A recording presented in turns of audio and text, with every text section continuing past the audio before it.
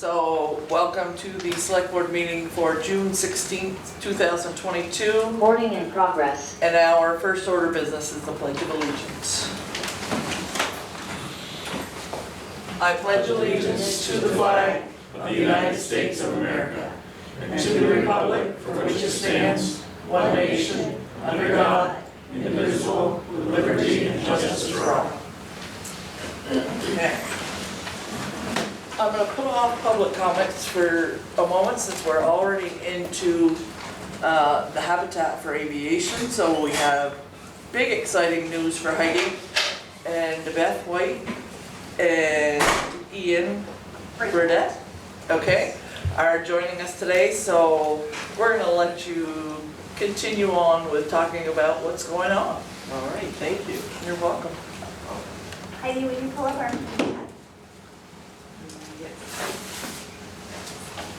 So you all will have a packet, and you can go on to page 3. Okay, so there's our building, if you want to see it. Go ahead. All right, so this is our mission.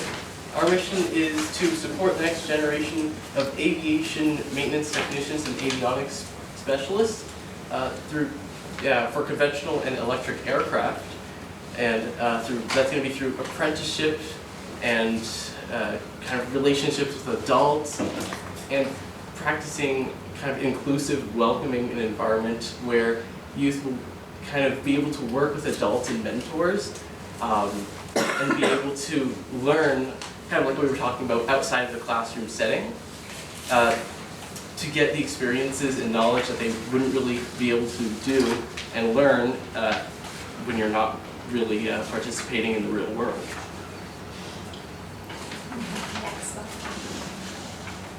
So our vision is to grow the world's first apprenticeship program that trains the next generation of aviation technicians and avionics specialists. Those are the ones working on the radios and the harnesses for conventional and electric aircraft in the world. And we're going to hopefully serve as a proof point that working with your hands and having learning that is based in relationships, relevance, and practice is really a key ingredient to deep learning. Well, here's our values.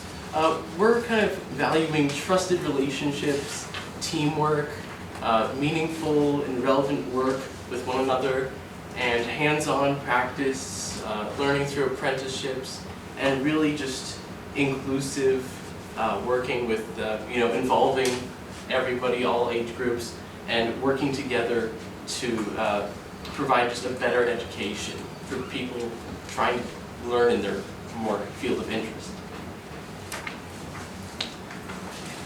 So, what do you guys see here? I see, well, scaffolding, kind of where... This is our logo. Yeah, this is our logo. And this is we see scaffolding, kind of a runway where the H is, wings for kind of freedom, and an A for aviation and an H for habitat. Does anybody else see anything?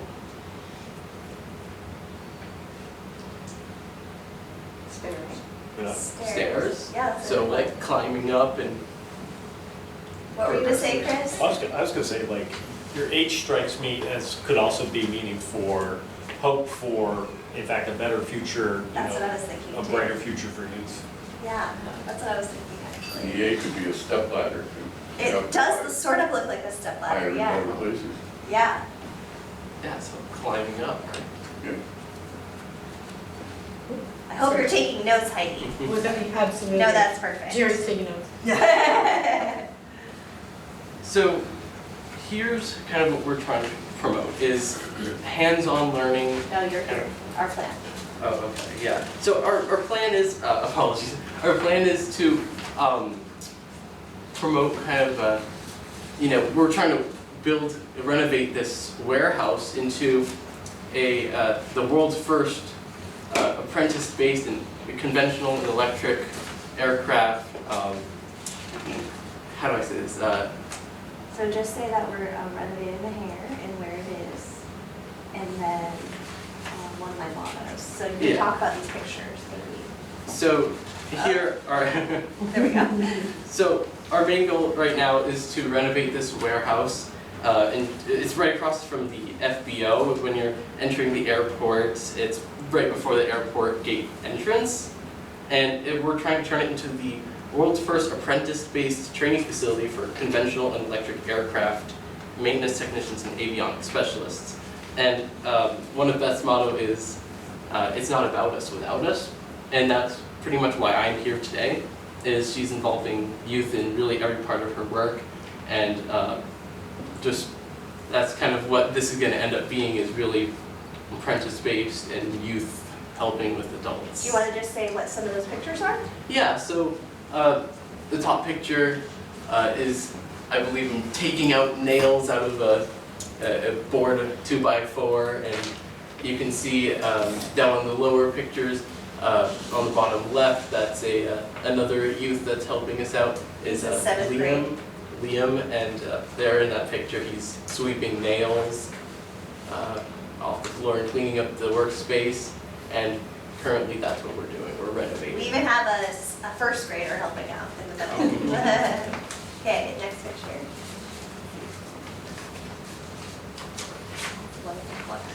Yeah, so we have a lot of wonderful partners, including the Harbor Freight Fellowship Initiative, which is basically it's a fellowship program that's putting youth with mentors, and it's helping these youth get into their passion of trade works like blacksmithing, carpentry, and it's really just an awesome program that I'm currently involved in right now. I have a Harbor Freight Fellowship in Aviation Mechanics, and also a Harbor Freight Fellowship helping Beth work in this, in our Habitat for Aviation building that we're renovating right now. And it offers a $1,000 scholarship after a 120-hour apprenticeship with your mentor in the field that you're working in, and a $250 stipend to the to the fellow. And then we have a lower kind of junior fellow kind of program, and that's helping the fellow.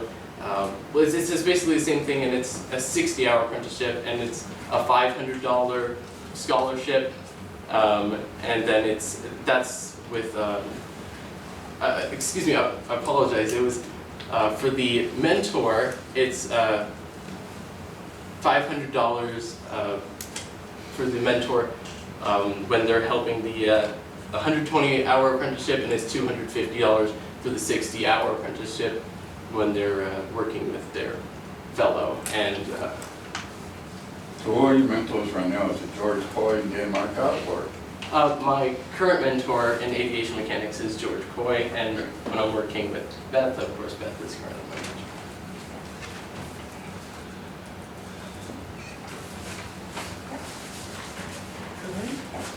So currently, we're in the process of forming our not-for-profit organization, and we're in the process of getting it 501c3.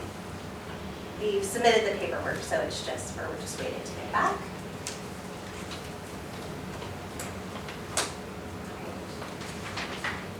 So we have a few needs. The 602 location, this big warehouse, is not officially attached to the airport yet. There's no way to get a plane there. So as evidenced by the left picture, we need to build a taxi lane, and we're gonna build a turf taxi lane to get there. It's gonna be around 900 feet long, and it has to be something like 110 feet wide, or 150 feet wide. It's not insubstantial. According to the FAA, we need to build it to King Air standards, so we're working with Jacobs Engineering. They're being very generous about helping support this project. And my family, my dad and mom, they own Dennis White Interior Contractors, and my dad has a CDL and a backhoe and a dump truck. So we're gonna do most of the work by ourselves, but we need as much support as we can to do this cost effectively. So Our intention is to basically connect a taxi lane to the east side of the building, which is like the back end, and put a hangar door in there so that we can taxi aircraft. We also need support to do boring. We need to do at least 6 or 7 borings to try to get a sense of what the substrate is, to send that all to our engineer. And we need some surveying. Yeah, Sand. I know it's sand, but they need to have proof that it's sand. So sand is a good thing. And then, I don't know if Highgate has like a local gravel pit, but I was just speaking with the engineer today about what's sieve ratio and all of that. You guys probably know way more about this than I did. This is my learning edge, to try to figure out how we can maybe work with somebody or get access to free gravel or something to help this process.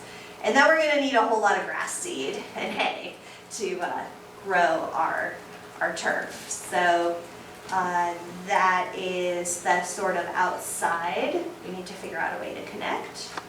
And then we have some other plans for the inside. Yeah, so one of our biggest goals is to have a really green kind of building, right? So we want opportunities to have grant for, the solar kind of array on the roof of our building, and to have charging stations for electric cars, and to have the best insulation we can, and to be able to have very low energy consuming air conditioning, heating, and lighting systems that will be as little be the most efficient that we can, so we can give back to the grid in some ways and be able to be very efficiently, yeah, like I said. And something else that we want to do is be able to build a really nice green space for everybody to be able to commute to and have a really nice space to be, and it's really just supposed to be kind of bringing the community together in a really nice and efficient way.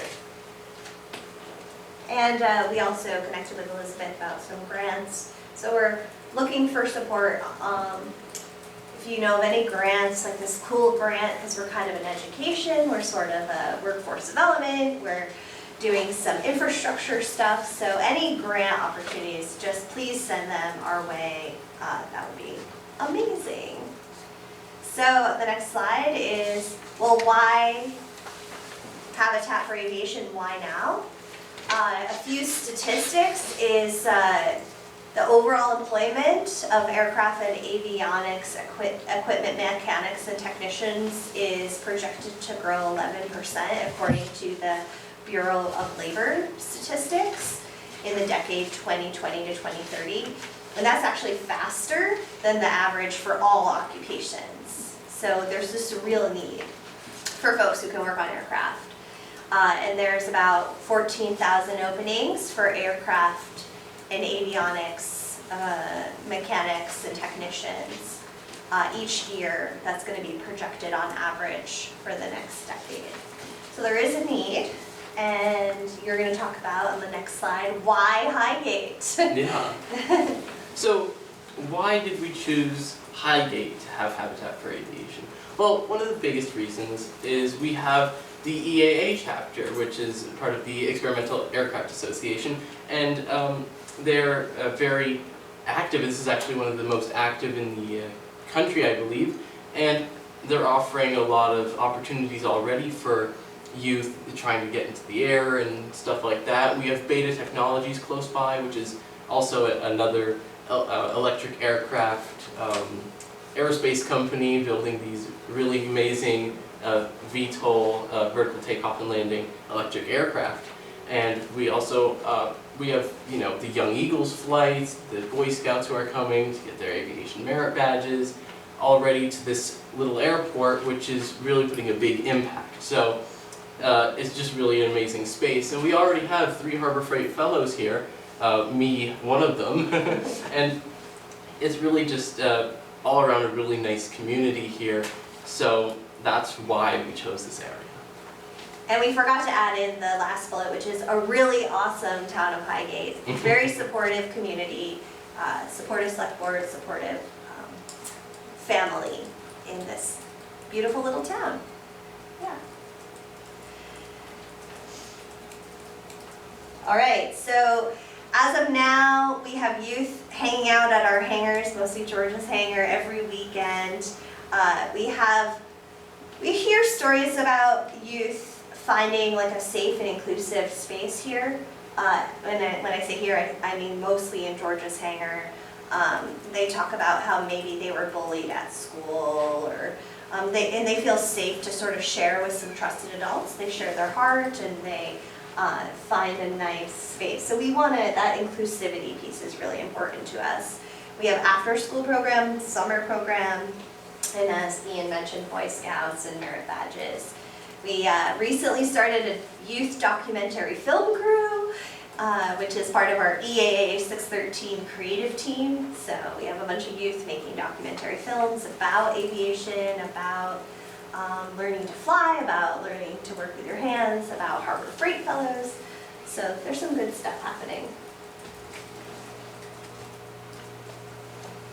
All right, so another thing that we wanted to bring up is we're like, again, right next to the EAA hangar there, and it's kind of like, oh, that's. Oh yeah. So we have also the Border Patrol right there, and we have just an opportunity for youth to grow their social capital. Ian, why is Highgate and, I mean, you moved up here to because of the airport. Can you just say a little bit about that?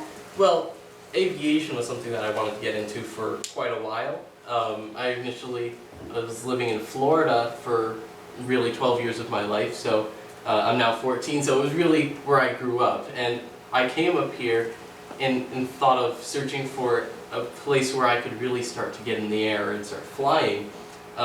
And my mother was looking for an Eaa chapter, because I had been part of an Eaa chapter previously down in Florida, and we chose this airport to kind of have that opportunity. Once we got here, we really realized that this was a place of such great opportunities that it would be an amazing place for me to fly, and obviously it is because I'm still here. They literally moved here for this airport, so that's really nice. And then, so to close out, next slide, please. Essentially, the Habitat for Aviation is an intersection of aviation, working with your hands alongside adults who care about you, who are passionate about what they're working on, in a really supportive community. And when I say community, I mean like the whole community, including the aviation community. And then the next slide, just to recap, our mission is to support the next generation of aviation maintenance technicians and avionics specialists for conventional and electric aircraft through apprenticeship opportunities that are anchored in relationships, relevance, and practice, in an inclusive, welcome environment where youth come to deeply know themselves and become deeply known by supportive adults. That's all we have for you. Does anybody have any questions or comments? I do. Ian, you are 14 years old. Yes. I am extremely impressed. Thank you. You are mature beyond your years. You're very well spoken. The fact that you want to fly and to learn how to fix or repair aviation is fantastic. Thank you very much. Your mother can be very, very proud. I think she is. Yes, she can be. And Beth, you as well. This is right up Highgate's alley right now. We just completed basically a town-wide survey of what is important for our employers, what's important for our youth, and this is perfect. It's exactly what our town wants, is hands-on learning, where young people are involved, where they get to learn a skill that will go with them through life, that will allow them to have a good paying job, and to develop a personality similar to Ian's, where they are well spoken and just, it's perfect. It's a perfect fit for us, and we're very happy to have you in Highgate. We look forward to working with you.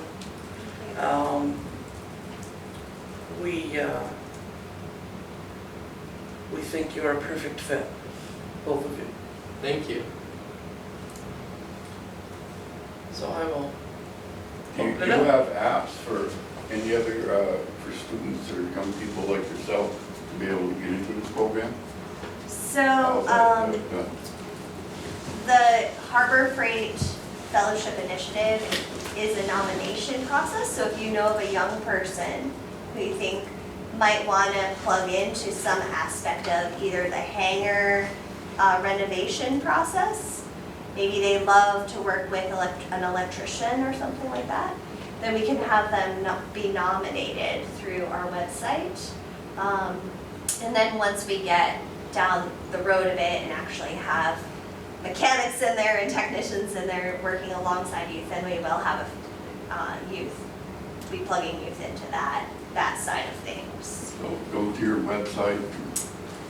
Yeah, or you can just Or email right me there. and we can talk. I can meet one-on-one. Like I have a young man who's 13 and he's obsessed with sugaring. He lives in Albany, Vermont, and his grandmother reached out to me. And so I met with them and we hooked him up with a Harbor Freight Fellowship working with this gigantic sugaring operation in Eden. And so he'll be doing a junior fellowship. And once he's actually starting to build his own sugar operation on their family's property. And he's amazing. If you go to the Ace Hardware in Swanton, he has him and his brother during COVID started a raised bed, cedar raised bed frame company. Their company's called the Good Boys. And they sold 200 raised beds last summer. And his brother, who's his business partner, is 6 years old. And his grandmother owns a cedar mill, so they milled all of the boards to make their cedar raised beds. So those are the kind of kids who just really love to work with their hands that we want to call into our reality. Yeah. And it's really important. Not every child was meant to go to college. Yeah. And those hands-on things, people have gotten away from them. And they're very important to our success, for our future. Thank you for saying that.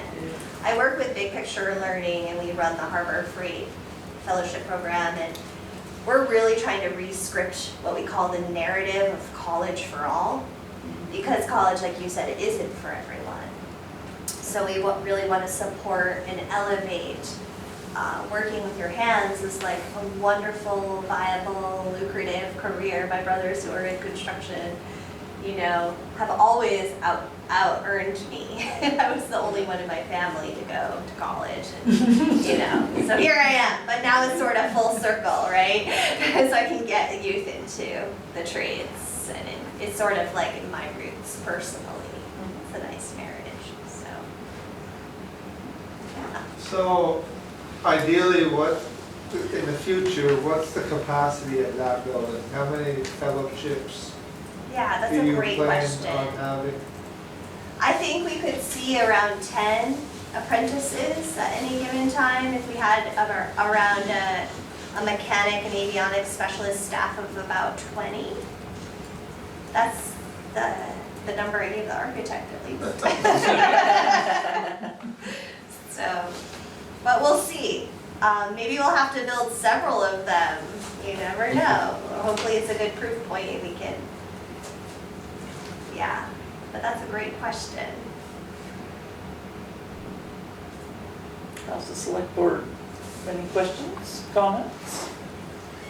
We have a helicopter pilot here, Mr. Vernon. You know best. Good to see you. You do. I might have to call you about summer. Please feel free. Yeah. Very well be talking. It's the week of July 4th. We're having noon to 2:30, 4 days of summer camp. Okay. So we'd Should be able to love help out. we'd love to have a work.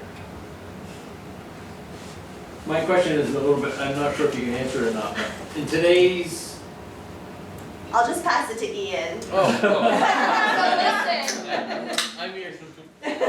so when most people today are looking for a job, do they need to have a piece of paper that says they've been to college? A lot of times, You need a degree. What kind of job are we talking? I'm talking, This is a very existential when my question. kids were graduating, Yes. we were being told by Yeah. many, Yes. your child needs to have a piece of paper to get a job. And I'm asking, So that's the Is College that for still- All movement that I was talking about. It was a true movement that was, I think, swept our nation. That, you know, every kid needs to go to college. I think every kid needs to have a post-secondary plan, right? Yeah. Like, what's your plan? And if you can come to deeply know yourself, what makes your heart sing each day, then you can find your pathway. And that sometimes involves college, maybe it involves some sort of post-secondary training, maybe it involves apprenticeship, doing meaningful work in the world alongside a mentor here, like on the farm. So I think as long as there's a flexible pathway to graduation, which Vermont offers through Act 77, and a lot of attention paid to post-secondary planning, then we're really going to raise up our youth. And they're going to stay around because they're going to have deep connections here. And it's all about who you know. Julia Freeland Fisher did a bunch of research on social capital and who you know.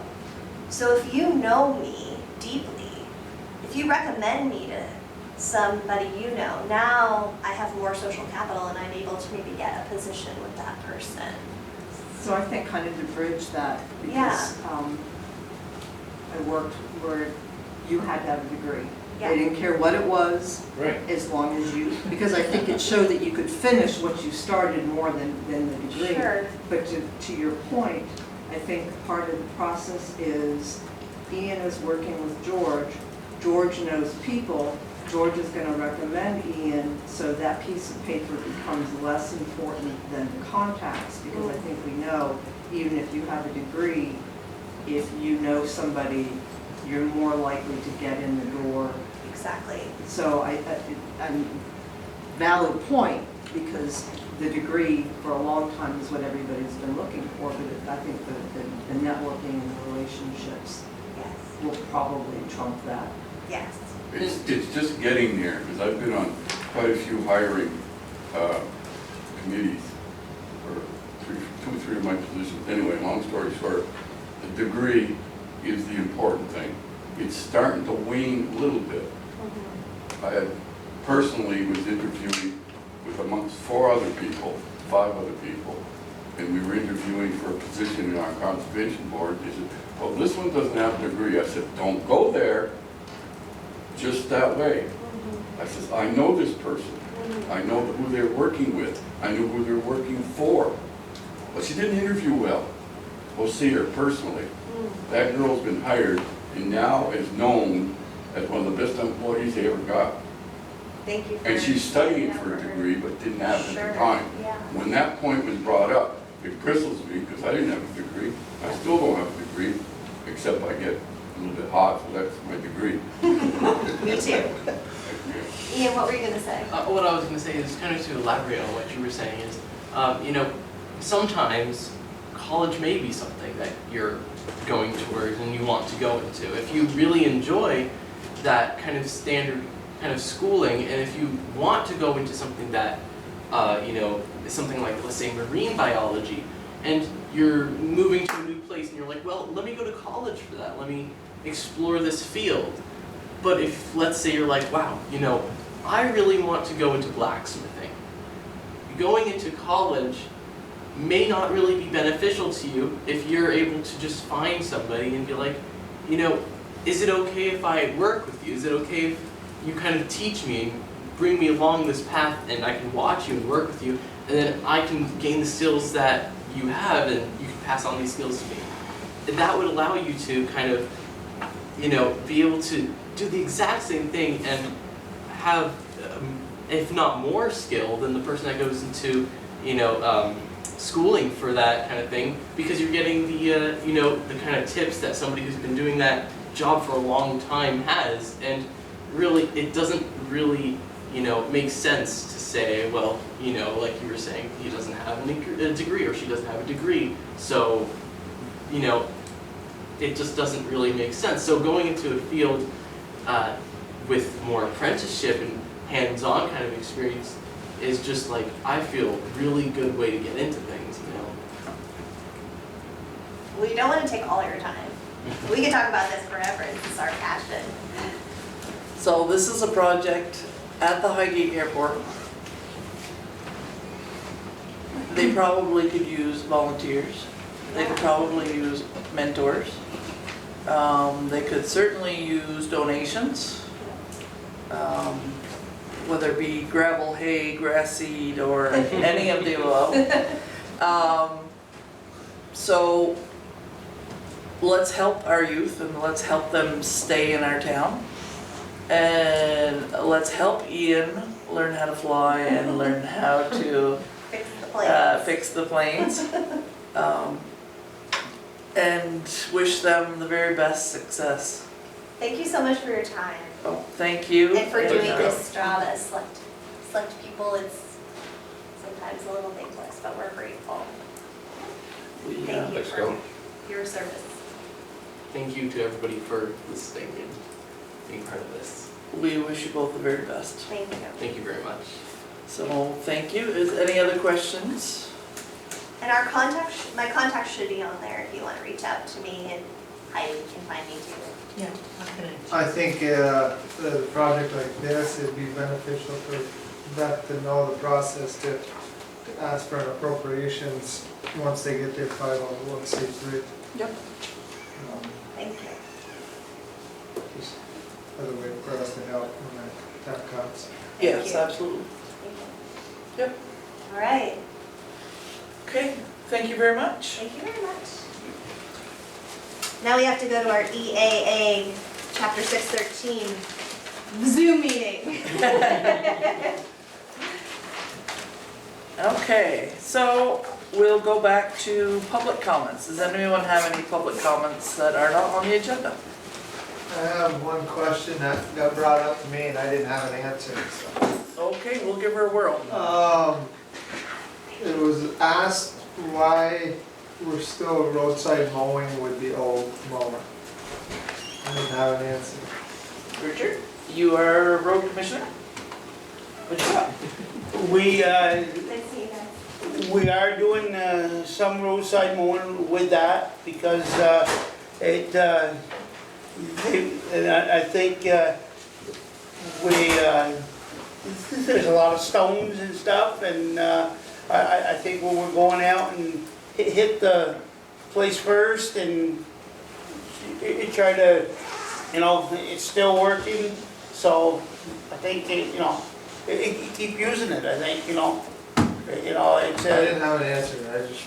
I just think, it's usable and, it's been beat, Doing a bad job or something? No, I just said they got a brand new mower. I thought it had to do with the mower, the old mower not fitting on the new tractor, which is why they moved money to the CIP to get the new mower this year, Right, right? yeah, Okay. but I don't think we're there yet, so. Right, they can still use, they have something on the new one Yes. that goes high. Right, But and they can, but I followed them last year, they were going through with one mower and then going behind with the other one out farther. Okay. I Okay. don't care either way, I just wanted to be able to answer I think it questions. fits in well. The mower, to me, the disc bind that you're using for that first pass is the best machine to use. Right, Because it's quick. And it doesn't fit the new mower, the new truck. right. I don't know if it does or not. No. Regardless, it's the You gotta pull the other one off and put it on. simplest thing to do. But this way you can use the tool. Right. It's a 3-point hitch, it'll fit. Okay. As long as that old one stays safe still. Hey, what? As long as that old tractor stays still. Oh, yeah. Yeah. That's all I have.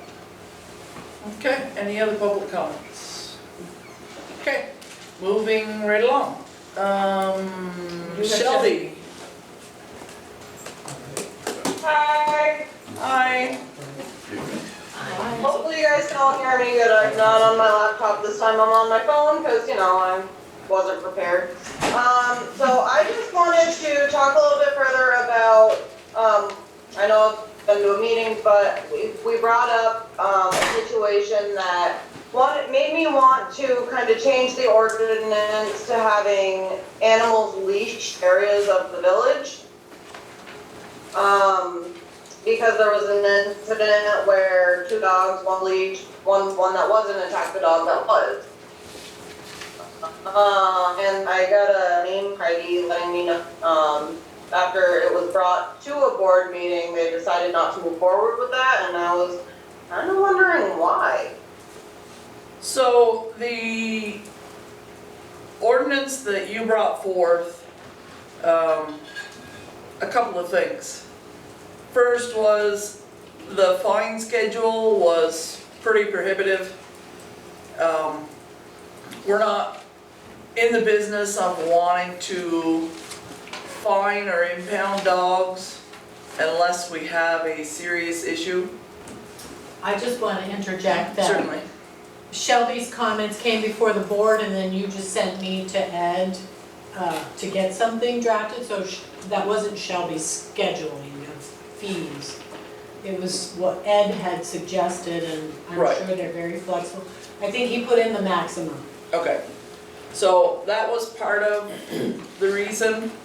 And I think some of the way that it was worded, like a dog that was unleashed a third time would be impounded, and that didn't seem quite right. We had a lot of questions and concerns about the ordinance that was put forth. Yeah, I just, when, like, I don't, like, there's still the running at large thing where, like, if an animal isn't under, you know, owner's control. But just in public areas, like, where one wants to go and be able to enjoy the day, take their dog for a walk and not, you know, have to worry if some other dog is going to approach them. I mean, dogs are interesting creatures. Sometimes they get along with other dogs, sometimes they don't. And I feel bad for the little dog that got hurt that day, even though he was the one that was leashed. And I don't want there to be a complete leash law in Highgate. Like, I don't want people to have their dogs leashed on their own property. I'm just thinking, like, if they're on, like, the rail trail or just walking through town, I think it would just be a safety thing at that point, especially for people too. I mean, it's not just about dogs. I mean, people could get hurt too. Certainly, and we do have that ordinance in place now, right, that says that you have to have control of your dog at all times in public space. But it's very vague. I mean, it even comes down to under verbal control, which, you know, even the most trained of dogs may have a day that they just, something catches their eye and they can't be called off. So what does the board think? Well, Sorry? what exactly, Shelby, hi, it's Vern. What exactly are you looking for from the board? The board, I really, like, with the ordinance, just literally only leashing dogs while in public areas. That's it. That's really all I want to add to the ordinance to avoid future problems of dogs getting hurt when their owners are trying to be vigilant and keeping them safe. Are we including things like sidewalks? Is that? I would assume sidewalks, Mainly walking paths Walk right now, around right? field, parks. Public places. right, which, That makes I'm common fine sense. with that. Yeah, I'm fine with that. I I just don't want to penalize, disagree with it. I don't want to penalize people on their own private property I with their just- dogs. That's what I'm. for, I think I think the isolated incidents, I think Highgate doesn't currently offer a recreation area for dogs as far as a park. I know of multiple people that use the ball fields as that. I don't think any have ever had any issues with other dogs that are walking around the walking path. I don't know, it's somebody the problem is the non-responsible pet owners. Right, yeah. Well, I guess I'm close to the walking path. I had an incident. I had a barn dog. She followed my daughter to a soccer game. She laid on the sideline. Every time the ball went out of line, she went and got it, brought it back, but then she popped the ball. And so I got a letter on my door that your dog popped 4 balls. You know, so she wasn't hurting nothing, you know, other than just trying to be helpful. You know, but you know, I just think I do get animals on that walking path. I've had pigs over there, you know, but I don't know. I don't know. I just think that walking path's coming out into the country more. It's not really village, and you know, I just think. Yes, I think. you know, I don't know. Over the years, I've been there 30-something years, and there hasn't been a lot of dog problems, but. I think my concern would be creating potentially an inequitable situation between people that say live in the village core and people that are not in the village core. And, you know, are we gonna make village core residents do this where people who are living out in rural areas like St. Armand Road, Raynham Road, whatever, they don't have to abide by it, but just because somebody who lives in the village core and they're near a sidewalk, like they have to. So I think, I don't know.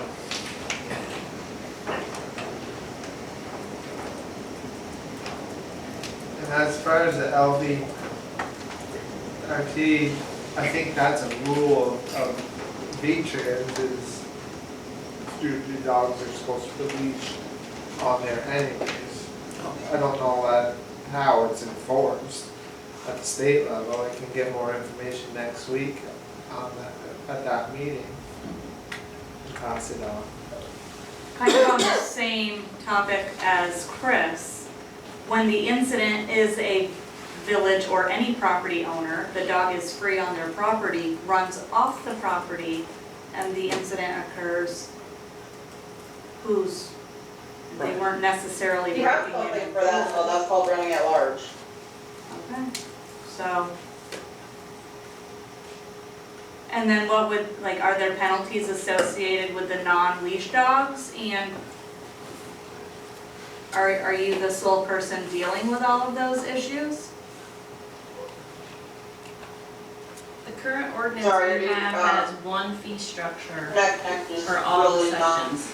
moving The well for ordinance me right that now. you guys saw I'm only doing, had like, different every fee few structures words, for sorry. different infractions. Right. It was complicated at best. Because I thought you guys tabled the discussion until fall, until we got through this dog licensing season. Right. So I didn't know that you Yeah, had it was, said no to anything or any yes to adoption anything. wouldn't take place until the fall, but I figured it was something that we should probably discuss before that time window came up.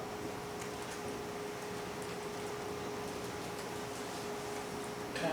So, Do public hearings have to happen for a new dog ordinance to take place?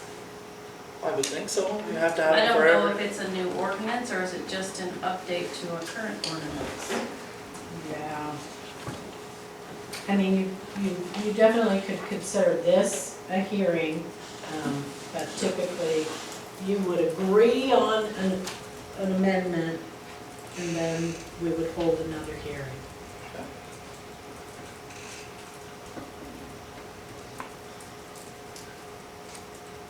So again, the fees are not anything that Shelby has asked for. Okay. When I sent it to Ed, it's a very old document, so I said, if there are changes in the statutes or anything like that, please include that so that we're doing a comprehensive update.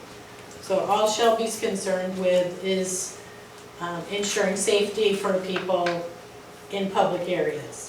So if you go to a public area, you shouldn't have to be worried about another dog. Is all that she was bringing forward. Do we have any data on how many incidents we've had over the last 12 months? Shelby, did you hear that?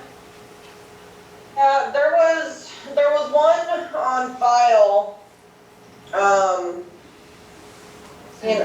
just this one particular situation, they were both on a walking path, and one dog that is known by the neighbors to be very sweet just had a day that she just went after this little dog that was on a leash, and I mean, they broke it up, but the little dog was injured pretty significantly, and I believe, if I'm correct, off the top of my memory, I believe one of the owners were injured as well, trying to separate them. Has there been an uptick in incidents in the last year or two, or is this about average? That was, when was that? November. Hold on.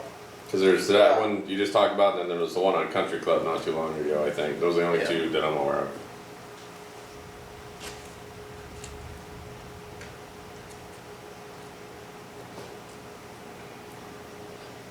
No, it's not excessive. Sorry, I'm trying to like multitask and go back in my messages to look at all the emails. So that one really wasn't a village. No, that was country club. But if they were on the road, which I think they were on the They were. road, Yeah. then they would have had the dog leash, Yeah. even though it's a private road. Public space. The one dog was leashed, the other one ran off of its property. Right. So we've got one kind of village incident and then one sort of non-village incident.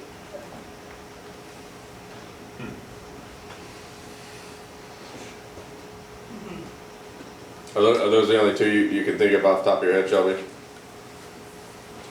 Right now it is. I'm trying to, like I said, I'm trying to go back in my messages and my notes and trying to see if there's any others that I can find. Can you, Mary, think of anything else? The only one that I was ever known about was the country club. I do get all the bite reports from the hospital. I think there has been 6 since January.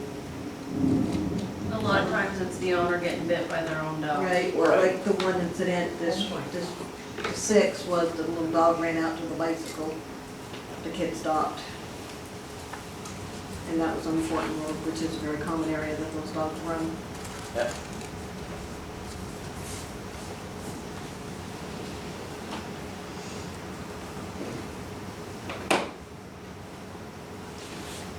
I guess I would be more interested in enforcing the ordinance we had. So, if your dog's not under control, whether it's on a leash or running on its own property, or whatever, if the dog comes out and is aggressive, then the owner, you know. And that would be my other concern. You know, if we, I mean, the one that happened on the walking path, the one that happened on the walking path, most of the neighbors, the dog that attacked, the one that was responsible for attacking, neighbors know the dog and know it to be a friendly dog. And in this case, it was just, I don't know why, like obviously I wasn't there, but you know, I don't know why this dog would suddenly decide to go after this other dog, but a dog that is normally pretty well behaved and pretty well liked amongst the neighbors in the community, had this day, and that's the things that I'm kind of worried about, you know, like, it could have been worse.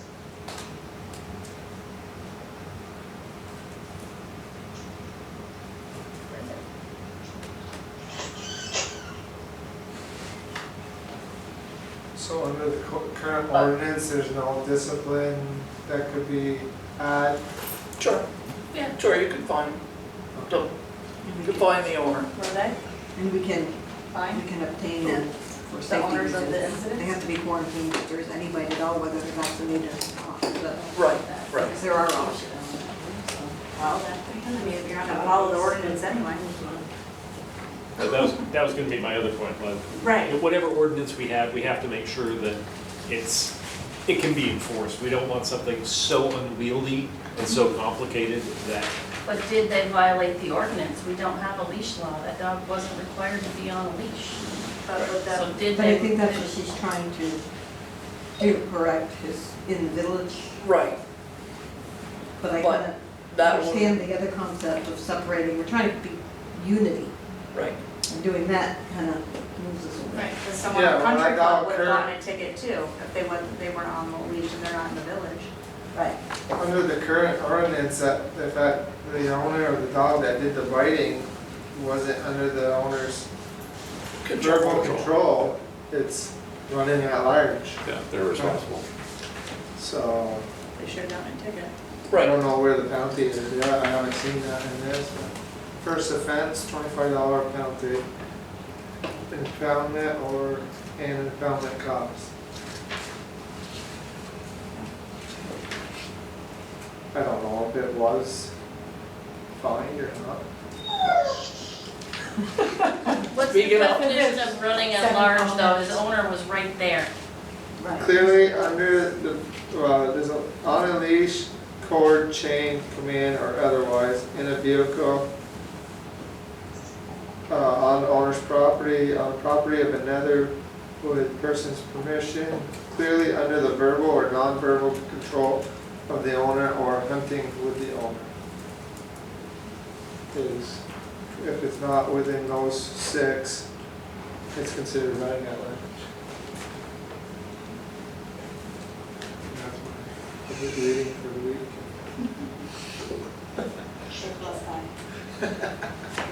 So, I mean, do you need to decide on this tonight if you had tabled it for fall anyways, or? yeah, we don't need to. So, all right, we're going to table this again and discuss it further and see what we come up with. So we will make a final decision at another date. Okay. Okay, thank you very much. Thanks, Shelby.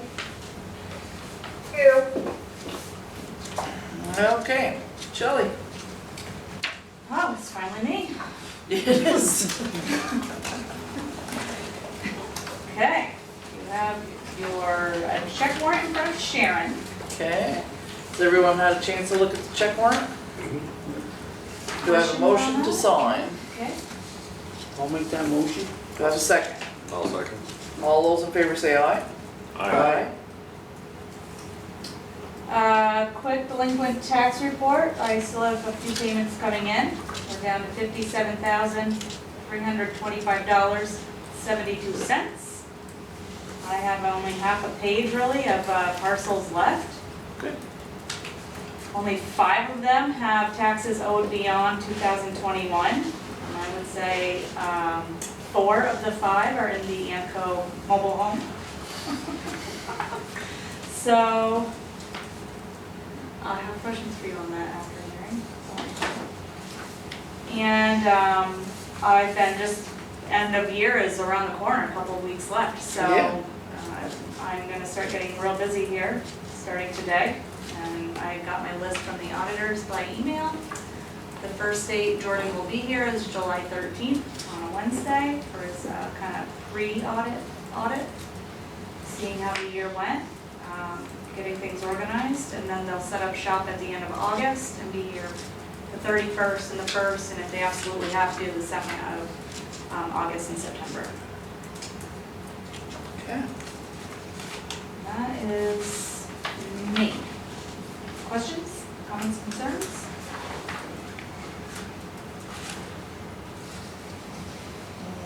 Not from me. Anybody else? Okay. Can we do an account for us? They do the majority of Vermont because Vermont has very different rules from other states as far as taxes and the way the municipalities. Almost all of them use NEMRIC because NEMRIC works directly with the tax department at the state of Vermont level. So they are in tune to all of Vermont specific stuff, so yes, they do. There's very few Vermont towns that don't use Sullivan Powers for their audit. I know exactly what, if it's a new treasurer or clerk treasurer, they can go in and basically guide that person into exactly what reports they're looking for and what they need to complete everything. And the list that they give me is extensive. It's like 10 pages long. It's got about 85 items that they want on it.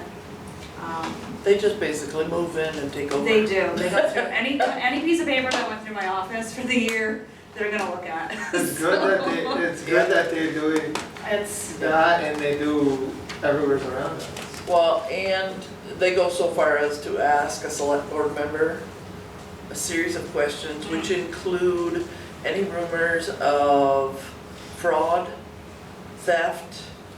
I mean, they're yeah. extremely thorough. I mean, I've done a couple of them with them and they dig right in and they wanna know, Everything, what about this, what about that? And they'll pick out certain things and yeah, they are looking out for the health of the town by all means. absolutely. Yeah, it's worth the money. It not only covers my butt, but Yes. more importantly, it's covering the town's butt. Yeah. So, yeah. It's, And it's not looking for citizens to know the rules. Like there used to be Right. a No. past. No. So, yeah, it's stressful, but it's worth it. it's just an extra guarantee.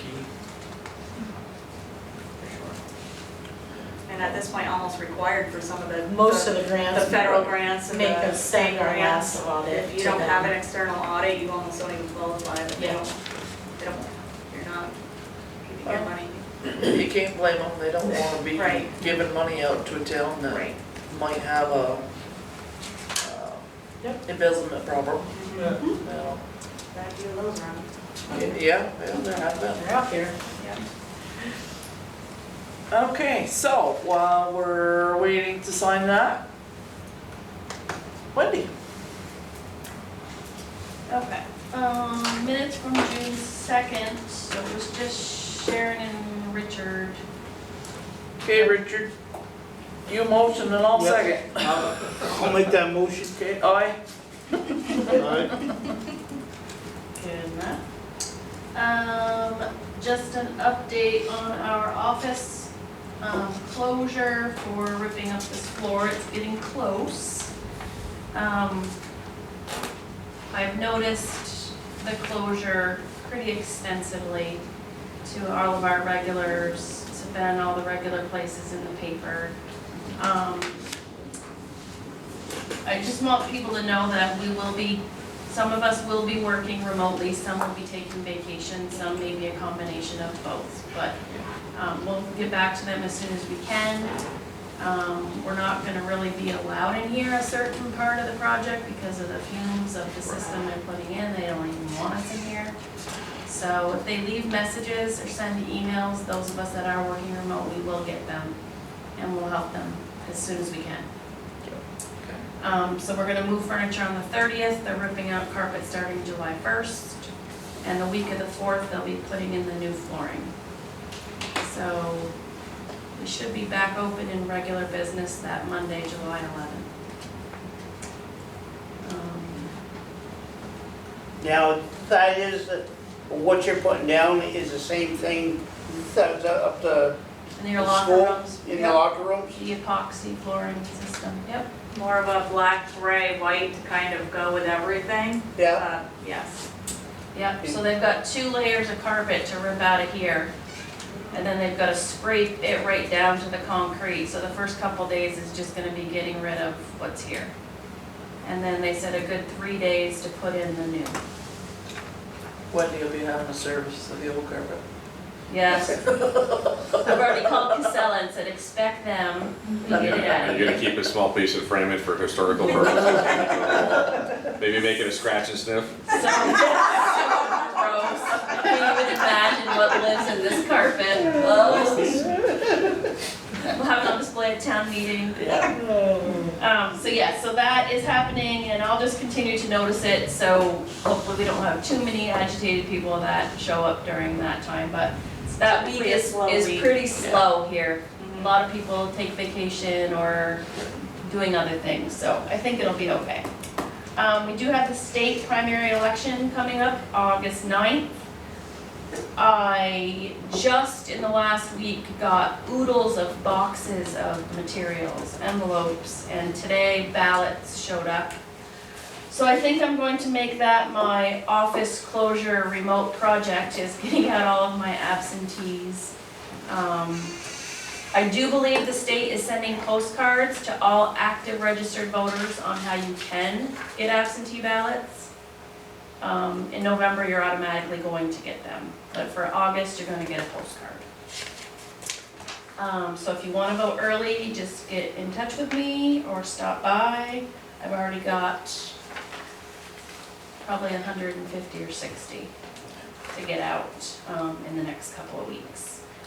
And I told Charlie I would advertise this for him, the Historical Society is gonna get back to having their lawn sale. This year it's Friday, Saturday, and Sunday, July 15, 16, and 17. And they got lots of goodies they are looking to find a new home for. Are they having their bake sale at the same time? No? He didn't say anything about that. They usually do that in the fall. Isn't that a September-y thing? So, Oh, it's been so long now, I can't remember. yeah. So I think that's it for me. Okay. Heidi? Yay. I'm gonna start with some better news than last time. So I think that we're in okay shape for our required match for the FEMA transfer station stabilization. And that in January, when they go back into the legislature, they're gonna request an amendment to that match funding that was allowed, that they inadvertently limited to FEMA home buyouts. So A&R and Vermont Emergency Management have agreed this is the plan. So I think we're in a much better spot than we were. We also got some good news from the Clean Water State Revolving Fund for the Village Core project. The town benefited from some money that was deallocated from a Montgomery project. And so we are awarded up to $1.2 million for the Village Wastewater project. More details to come. There's always more details to come. There's no final answers these years.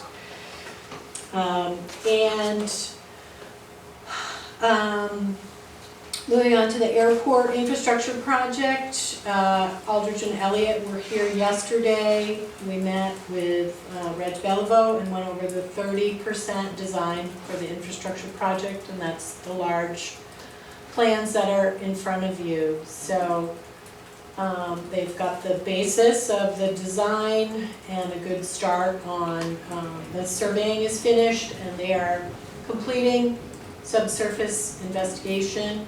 And they plan to be back here in August with a 60% design. So the schedule for the project is one of the sheets that's on top, and it was in your packet. So if everything moves along as anticipated, they're going to be completed your design in December, and it'll be able to go to construction bid in January. It's a big deal. Yeah. Big deal. The memorandum of understanding was signed by Swanton Village, and that is intact.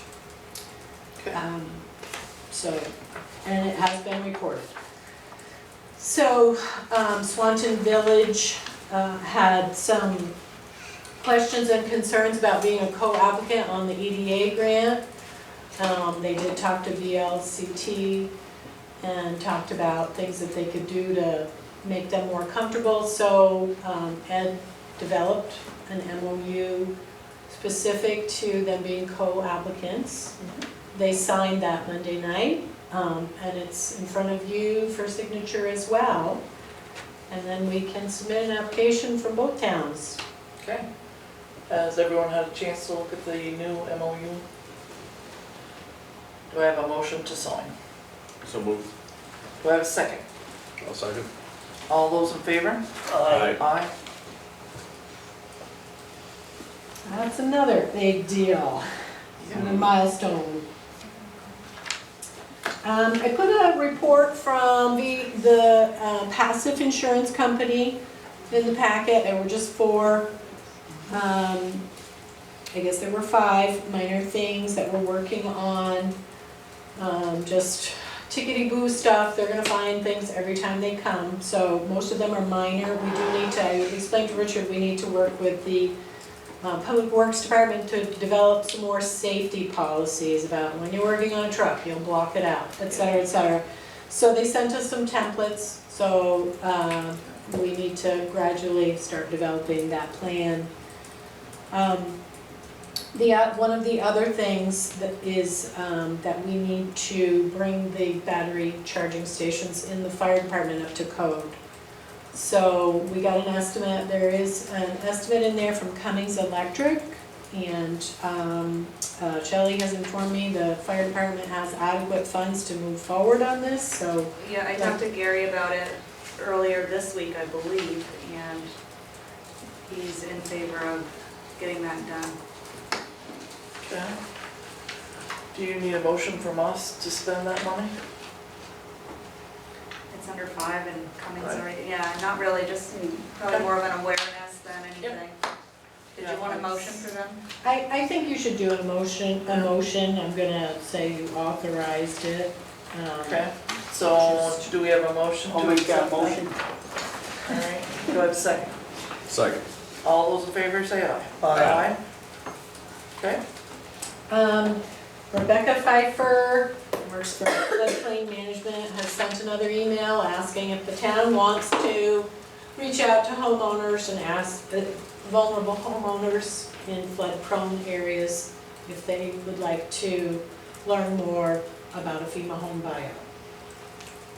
I brought this to you a while ago, and I think that the chances that anyone is going to be willing to do a home buyout are small. So the, probably the risk of, being inundated with requests is very small.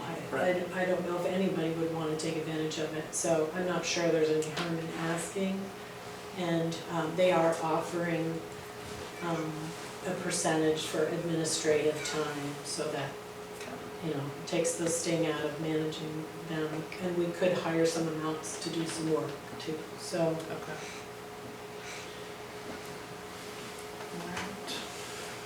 Is that something that we should move forward with? Gentlemen, This is the one down on Monument and South River Road. could possibly Was that be, the one? yes, yep.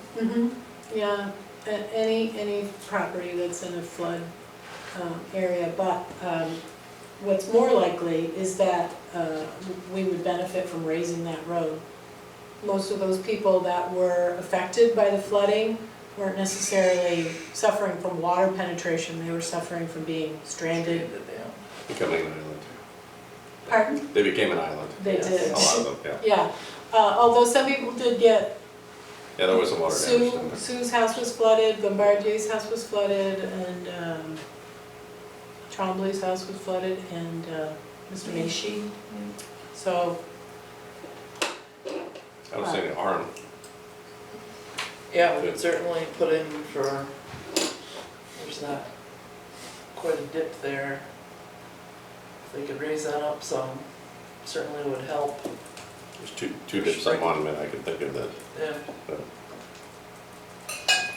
Okay, And apparently there was a project there years ago, they raised something, but it wasn't sufficient. Okay. So, So okay, yeah, let's pursue that, see what they have for options and what we have for options. okay. I had put an email from Sarah LaRose in your packet, and then I got some further information. I just copied one printout for you, Sharon. It's the loose one outside of your packet, and it's got a picture of the pond. Oh, yes. She performed a site visit. She thought it was mostly cattails, not a big deal, very not likely that they're invasive. And so she suggested that the solution was to make a deeper pond So this is a raw lease. and manage it. Yep, used to be Raldi's, and now it was the Lang family that was here at the last meeting. But she did say we would need to contact wetlands before we do anything. So I'll reach out to them, but it's not going to be, sounds like a complicated process because it's just cattails. So, Okay.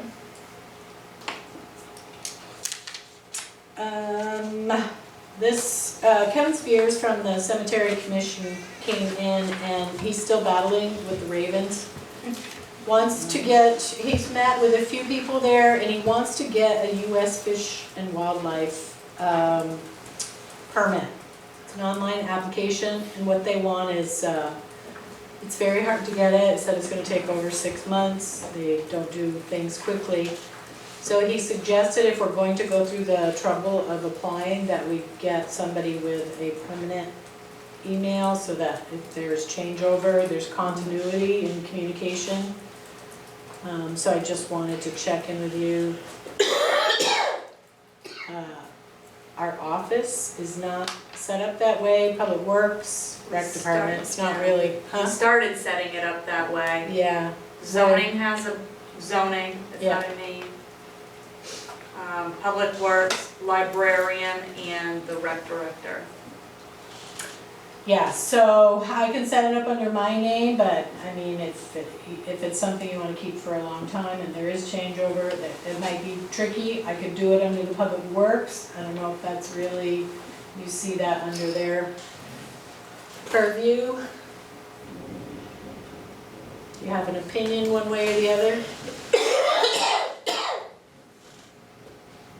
But my one question when I read that was why U.S. Fish and Wildlife, why not Vermont,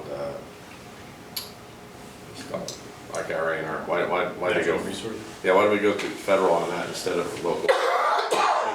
He was dealing with someone locally, and they kicked it up to the next thing and said, because what they want to do is shoot some ravens, it goes up a step further and you have to get permit. The state wouldn't entertain that? It was the state guy that I spoke with and he said it has to go to the federal permit.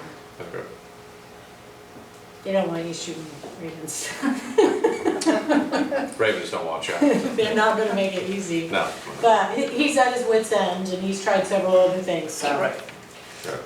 But he did say that they're being destructive to ag fields as well. They're pulling up corn and, you know, How I big of a encourage him to flock see is if a this? farmer, apparently it's like a gang.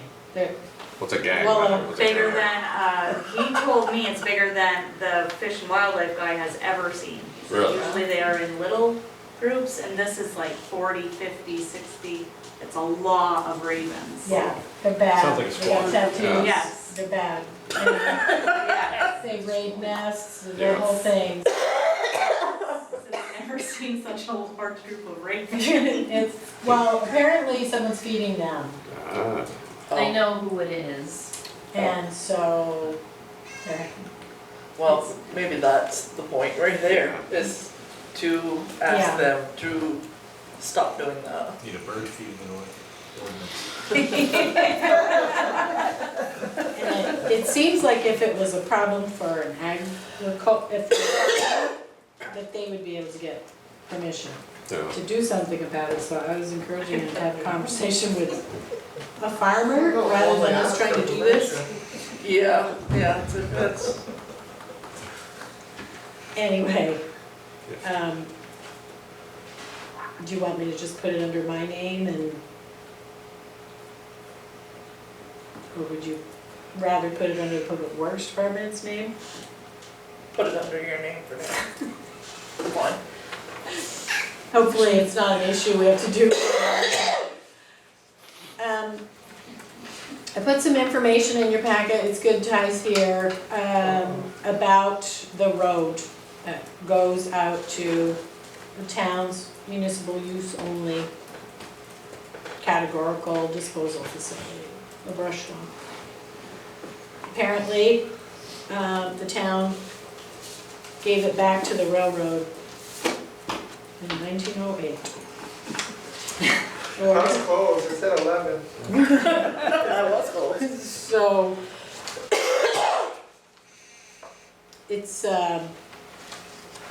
it's gonna take working with the railroad to get you an easement over it, which you probably want.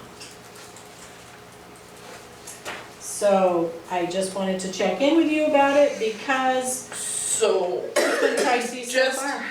just an easement from the railroad or all the landowners?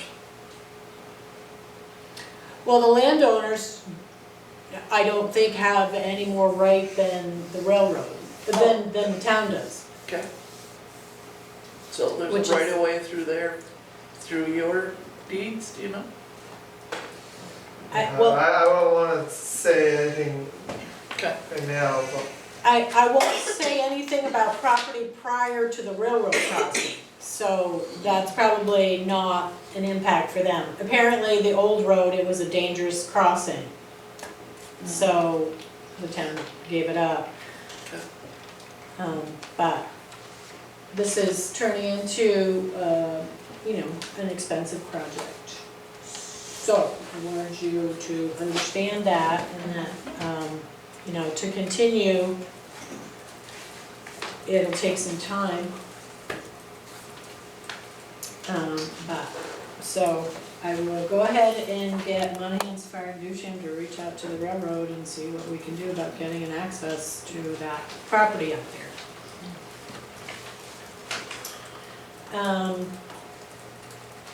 I've tried to put together a project overview so that you would have a vision for timing and match burden there. So there are some dates and some things are still unknown. But it'll give you a hint of what lies ahead. Money, money, money.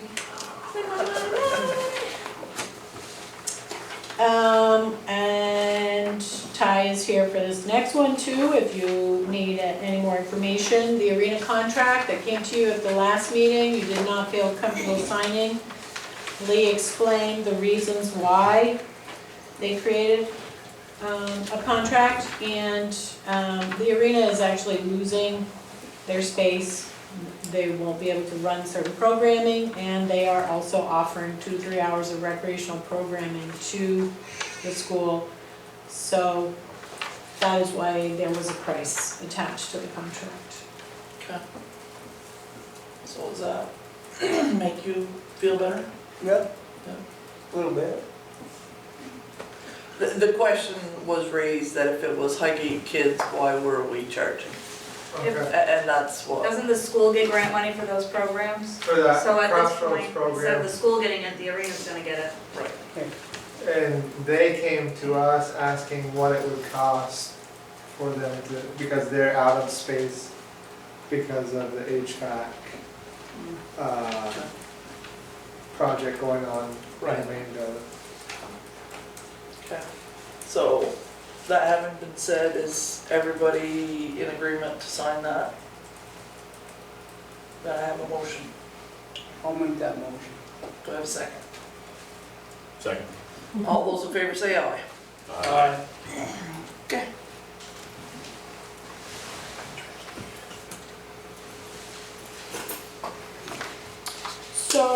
There's another document in front of you if you are up for signing more.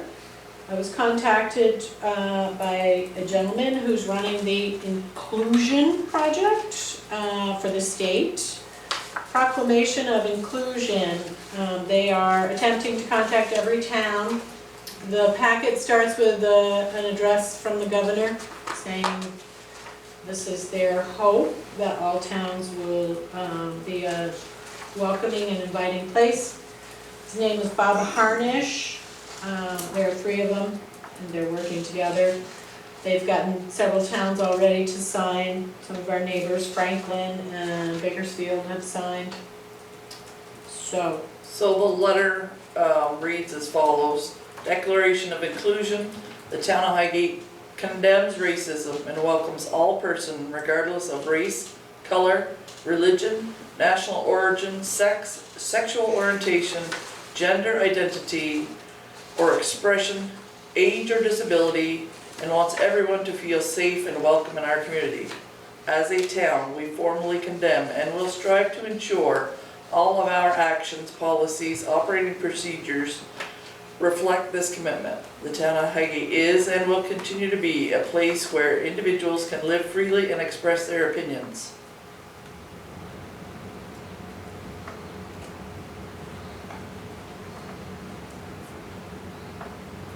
Comments, questions, or concerns?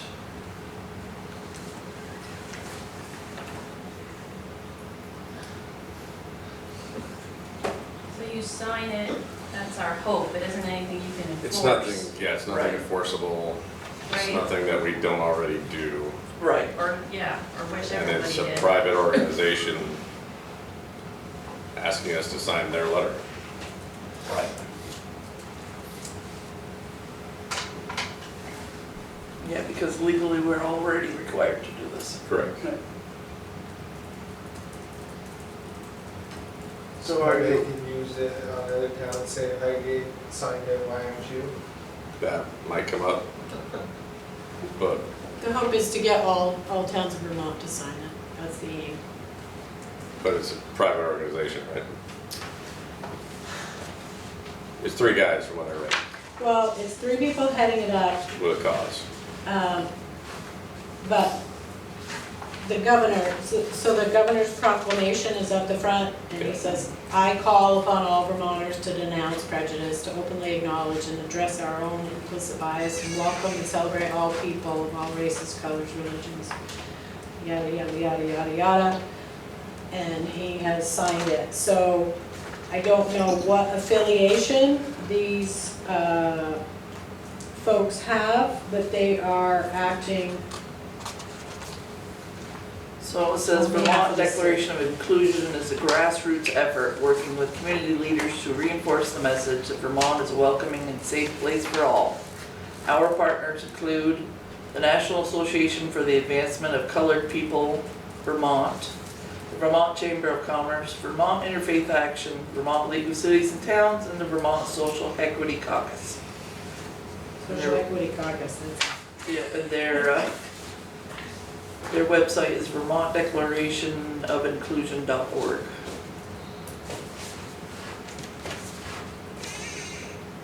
So yes, it is these 3 guys.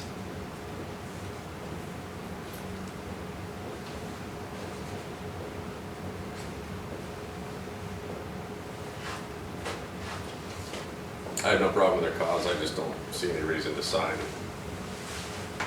something like that, seeing that we already abide by everything they're asking for.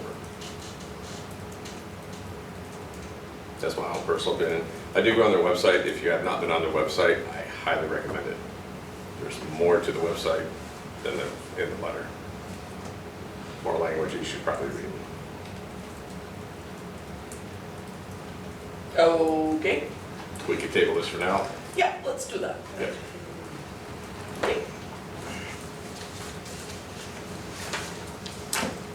Okay. All right, next. Is there an official motion to table that or no? Vern made a motion. I made a motion. I Second. second it. Okay, thank you. All those in favor say aye. Aye. I also put a recertification application from Casella in front of you. That just came in today, so none of you have had a chance to see it. I did go through it and there were some edits. I sent it back to them. I'm wondering if, because we're not going to meet for a very long time, if you would authorize that to be signed, and when they fix it, I can bring it to Sharon. I don't remember ever seeing this before. How often is this? I think it's every 5 years they have to do that. So this is not part of our contract with Casella. No, it has nothing to do with your contract, although you're signing as the applicant because you own the property. Okay, does anyone want to take a quick look?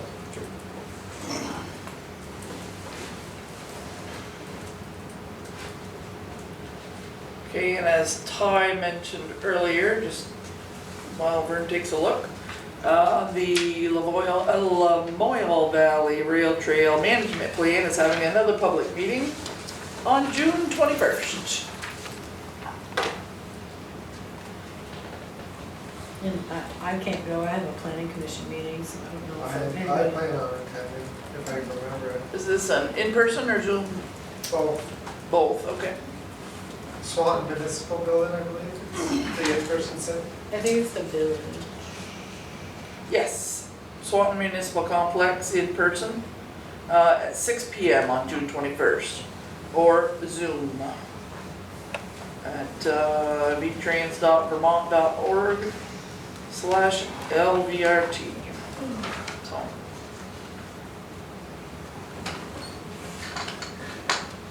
So, and along the same lines of being long periods of time before our next meeting, so we don't have a meeting early in July. So that's a good stretch there, 5 weeks. So I'm wondering if, you know, if we do get our FEMA contract, they're saying by the end of June, we're supposed to know about our VCDP planning grant by the end of June, so just kind of wanted to have a fallback plan if we needed to sign some things before. Okay, so are you comfortable with Heidi reaching out to me? Yeah, Linda. No problem. Okay. Square us. If we need something, I'll need it. Yeah. Okay, so we'll have a motion. So moved. Okay, and a second. I'll second. Okay, all those in favor say aye. Aye. The only thing I ask is if it's a 6 o'clock meeting, can you please put that in bold print at the top of the letter? I did! I don't know how I missed it. I don't know how I missed it. In bold letters. Anyways, yeah, apologies.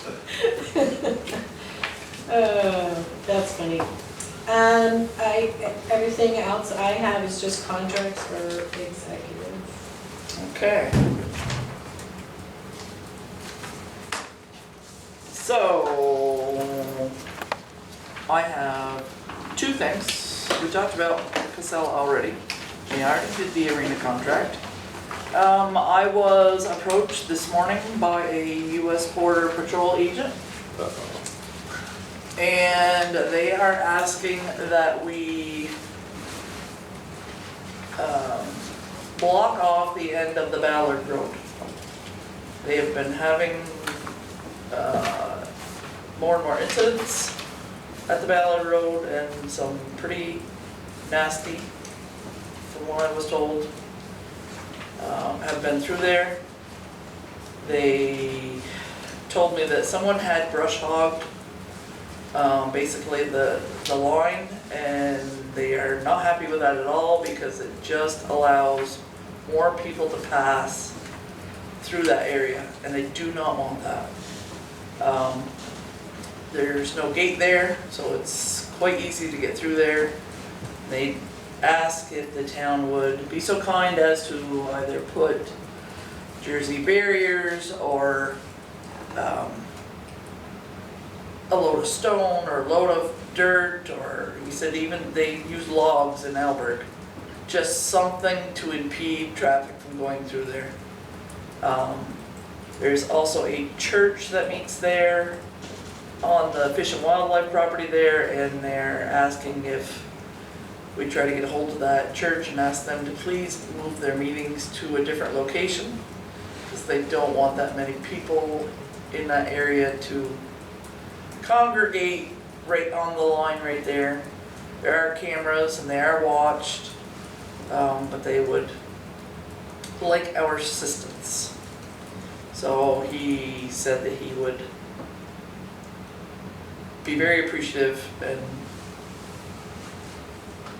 I told him that we would take it under advisement, so I am giving that information. And I have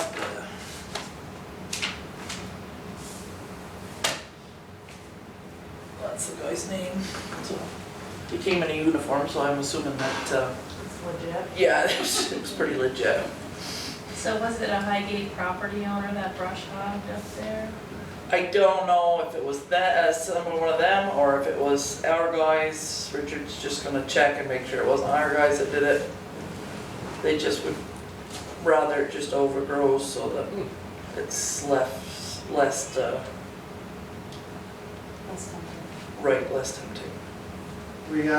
We still have all those blocks down the, I believe we do have blocks down to, I know we don't have a trailer, but I'm sure if we ask Swan Town, we can use theirs. right, Bring a trailer load up. yeah. And I would think something that is really immovable. I think anything would be of assistance. So, What's on the sides, it's so overgrown that they can't get through? it used to be, Oh, but, My only thought is logs could be cut, yeah, Jersey barriers, that would be tough.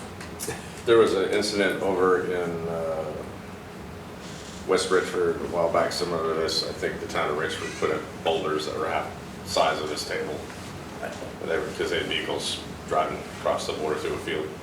Yeah, something that's immovable and yeah, comes with a lifetime warranty like a rock. yeah.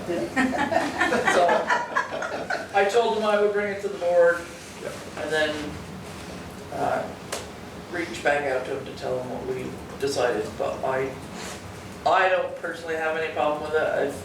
If it can help keep us a little safer, I'm all for it. And it's a cheap fix. Yep.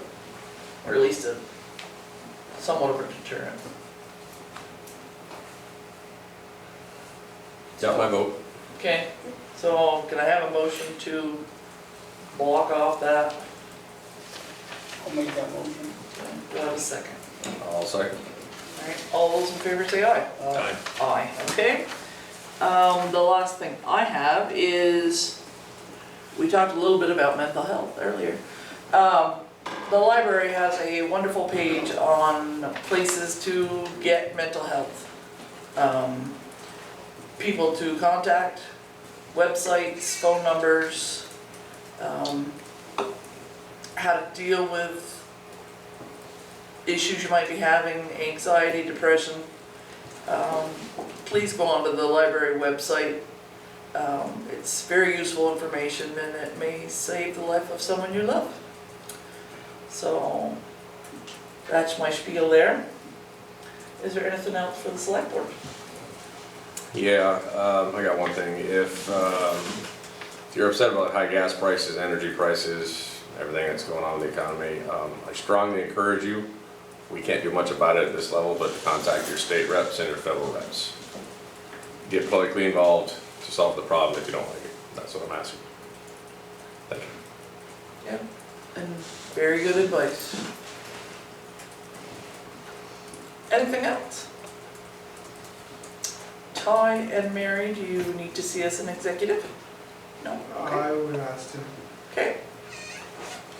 So then, before you leave, Mary, how goes the health department here with us? Well, we're still battling the trash and garbage in many areas. There's been some properties that have been very good about cleaning up and taking care of it. Part of the issue, again, goes back to recycling or the trash that we have to save, the food products and the Yeah. animals. I get a lot of calls on that. There is no real ordinance for the town of Highgate, so, and actually the state doesn't have one either. So it's kind of hard to enforce anything. Right. There's some neighbors that do fine with it and there's some neighbors that are not. So I just try to offer advice, but that's about all I can do. I know the Meshi place is getting very bad again. People are calling me on that, but I'm not sure where to go with that since, the passing of Corey. I understand the son has the property. Rebecca is the administrator of that estate. Who's that? Rebecca Westbrook. Corey's ex-wife, Oh, well. who has been working with the probate court, Oh, good. trying to get the renters evicted, and I think it's gonna be a long process, Yeah, I but think so too. she's trying. Everything I saw said they're supposed to be out in August. I don't know if that's gonna happen. But she's been very good, and I told her, take the time, spend the money, record the documents, with your process. And she's been good about bringing everything in, so if you need to get a hold of her. I definitely will. I see her quite often at the store, so. Yeah, Yep. taxes are coming due and she'll make sure they're paid. Oh, good. She wants her son to have that property. She wants it to be nice, so I think, That's plus, because it hasn't been that way. right. I know the neighbors on either side are complaining, but not. It's almost like it's too bad you have to wait it out. It's They've all another, been served with Yes. papers Park to property. be out by August something, This so. one here? yeah, it's like another park property. It's not, our hands are kind of tied. But at least somebody's working towards a better goal Right. Right. on Cook Road. Don't get a lot of tenant things that I can actually do anything about right now. Most of them are over financials, which I don't get involved in. Right. They do call me and ask me what they can do about it, and I turn them over to the state rental to get assistance if they need it, but that's kind of not my territory. Right. My territory is the safety of it. One of the landlords down here is working with me very well, so Good. I think that's going better, the tenant part of it, now that the COVID stuff is starting to get a little easier, but the trash is a big issue still. All right, well, again, we thank you for what you do. Try. It's not an easy job and it certainly doesn't pay well. I'm happy to help with the community, so. We appreciate it. Alright, Thanks. thank you. Okay, so I'd make a motion to exit the regularly scheduled select board meeting and enter into executive with Heidi Bridge-Valenta and Ty Schwanier. So moved. Second. Aye. Aye.